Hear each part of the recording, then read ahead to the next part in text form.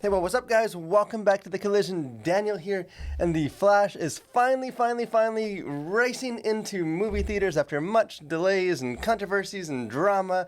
I've seen it, so let's talk about it.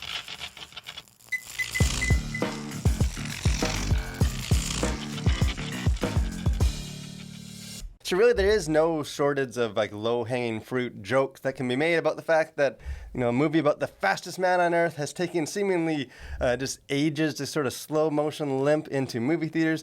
So this film was announced that they were making it way back in 2014. So it's been a minute. COVID shut things down and other delays and kind of off-screen controversies with their lead actor. And just one thing, dominoes, this thing is felt like it was never going to come out. But hey, miracles happen, and this thing finally hit theaters. The question is, was it worth the wait? Was it worth all the anticipation? The answer to that question is mostly not really. Although I do think with everything kind of going against this film, it probably did succeed more than I expected. It wasn't a complete disaster, even if I don't think it was necessarily a great film.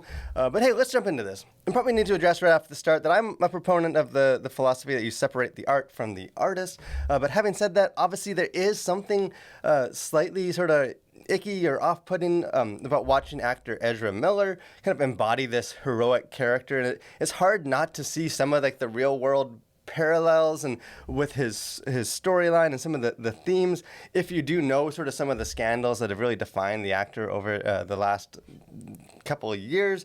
Although I do think ultimately, rather than kind of passing kind of real world judgment on this actor, audiences are going to need to just approach this film as a film and kind of judge it on its own merits. And I do think that approaching the film in that way does lead to more positive results, although maybe not as much as some viewers hoped for. And probably the biggest consequence of the fact that this movie was delayed for so long is that a lot of the elements in this film that probably would have wowed audiences with their fresh originality and sort of their inspiration now kind of come across as tired tropes or echoes of things that have happened in countless other films. The multiverse concept, which is at the core of this film, feels like that's an idea that's just been beaten to death in recent years with so many different kind of multiverse stories, and even kind of the joys of seeing older actors reprise previous roles, which happens in this film with Michael Keaton reprising his Batman character from Tim Burton's films from the late 80s, early 90s.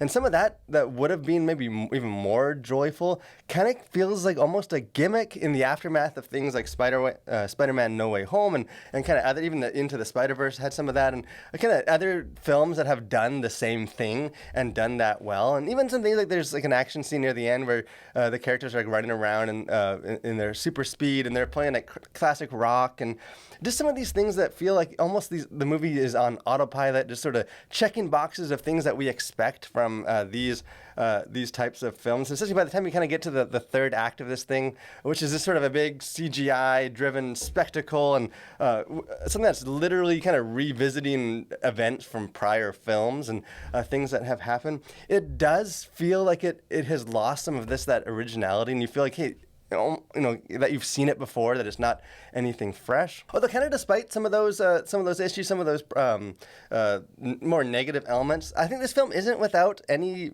merit.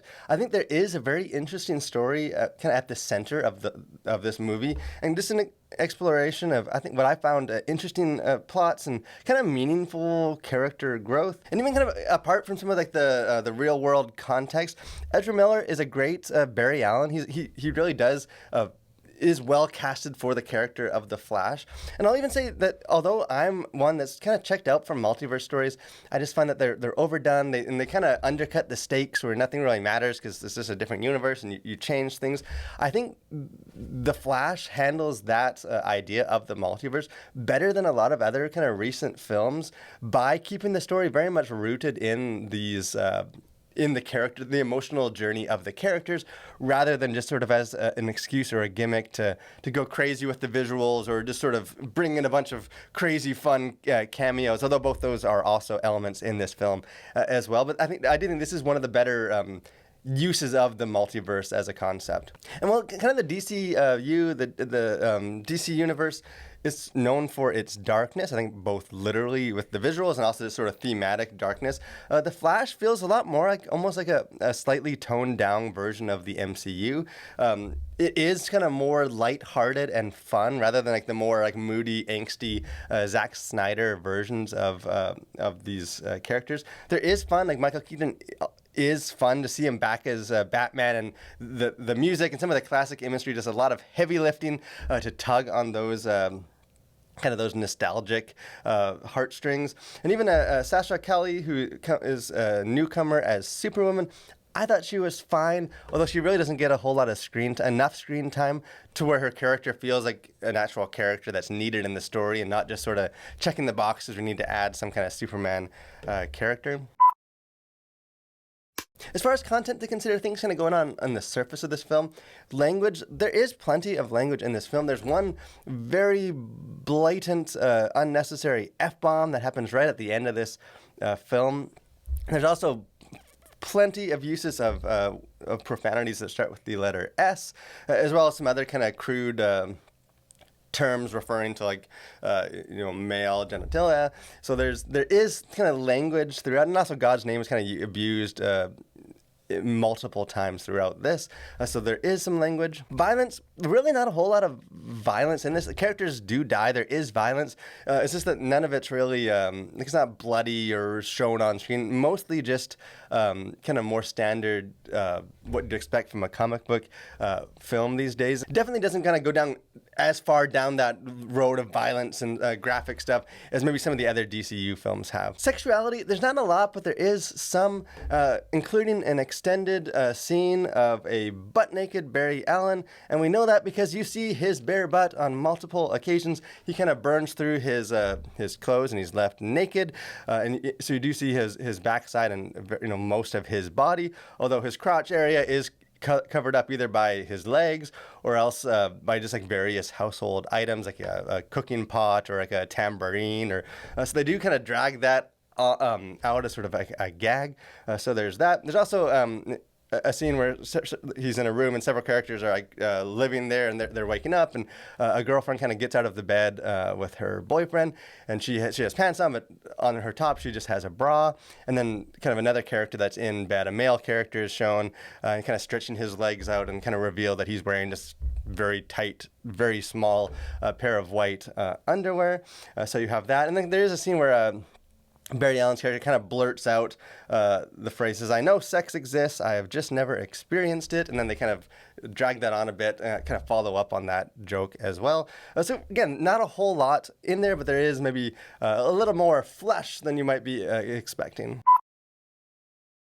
As far as themes, kind of things going on beneath the surface of this, probably the main kind of through line throughout this whole film is this message that pain is an unavoidable reality of life that will ultimately shape us and kind of become an uncomfortable but an important part of sort of who we are and our identity.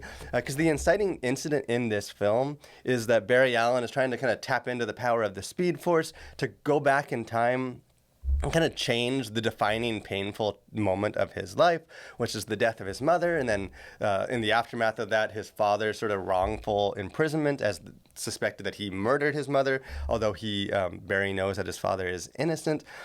So he very much is driven from like a place of hurt and pain to undo this and kind of reset his life to like a happier time.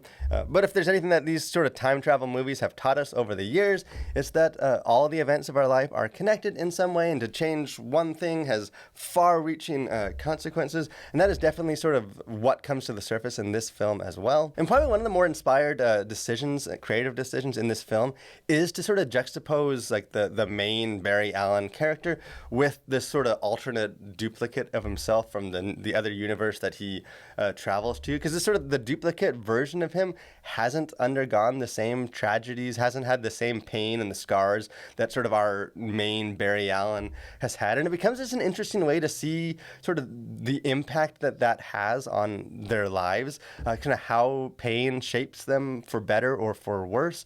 And even like both, there's two different versions of Batman in this film.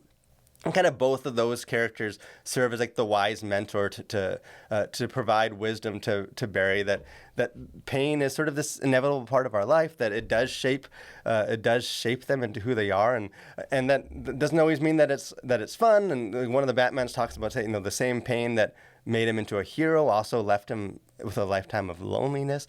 So there is some sort of emotional depth to that. Kind of the biblical verse that came to mind was this James 1, verses 2-3, where it says, "Consider it pure joy, my brothers and sisters, whenever you face trials of many kinds, because you know that the testing of your faith produces perseverance." And although the film itself obviously doesn't unpack it in a biblical sense, it does very much echo that biblical truth, that sort of the pain that is uncomfortable, the hurts and the scars ultimately are opportunities to grow and kind of become the hero and that you're sort of destined to be. So I do think kind of thematically there is some interesting stuff going on and stuff that I do think aligns sort of with Scripture.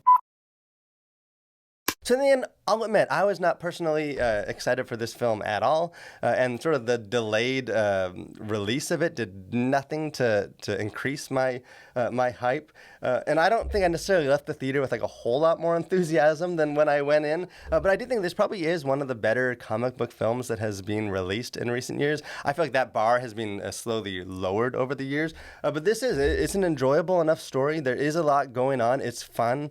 It's entertaining. There is action. There is depth to the characters beyond just sort of meaningless, empty visual CGI spectacle. So I do think there is enough in this film that kind of fans, comic book fans, or people that are invested in this character, or just sort of want to get their summer fix of superhero stories. There is going to be enough for them, I think, to enjoy this film. Although I don't think that it necessarily lived up to the hype or the anticipation of such a long wait. But hey, if you guys see this film, love to hear what you think. If you enjoyed it, if you were let down by it, if you were just sort of indifferent to it, jump into the comment sections. Let's have a conversation about that.